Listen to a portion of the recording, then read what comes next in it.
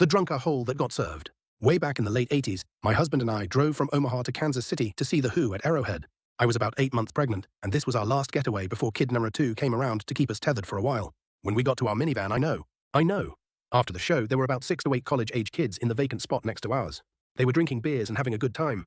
They were also throwing their empty beer cans everywhere besides a trash can. Everywhere mostly seemed to be behind and on both sides of our car. This wasn't a big deal, but we had to back out and didn't want to have to run over about a dozen beer cans. As we were getting into the van, one of us said to them, "Hey, would you mind just moving the cans behind us so we can back out and go?" Out of nowhere, one of the guys in the group went to crazy town. His chest got all puffy and he started yelling at us, like, "Who do you think you are telling us what to you, blah blah blah." Now years later, I don't remember what he said. I just remember we looked at each other with WTF is going on here. My husband said, "Look, we just want to leave, so move the beer cans from under and behind our car." Crazy town moved into a whole other realm of ballistic. He started slamming his palm against the van window hard, demanding that we make him move those cans. To this day, I am still amazed at the resilience of those Chrysler windows. His nuttiness provoked both of us, and we were both out of the van yelling at him to get away from our van.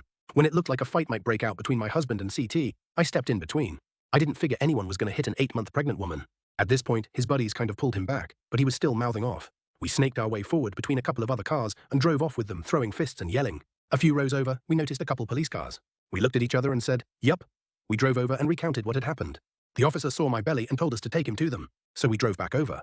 Crazy Town saw us and immediately jumped toward our van, clearly ready to resume his tirade. We pulled over into a parking spot, and that's when he saw the police car. The first thing the cop said was, "You boys having some fun here tonight?" We hear a round of "Yes, sir" from the group. Then the cop asked, "Are you old enough to be drinking? Let's see some IDs." The group got quiet, real quiet. The cop says, "I didn't think so. So the first thing you're going to do is pour out every can that's here, open or unopened. And when that's done, we're going to talk about your disturbing the peace charges." We watched as the cop pulled a full case of beer from the trunk, and the kids started pouring out beer from the open case and the new case. Then we looked over at Crazy Town, waved out the window, and said with huge grins, "Have a good night, bye." Still laughing. 36 years later, still laughing.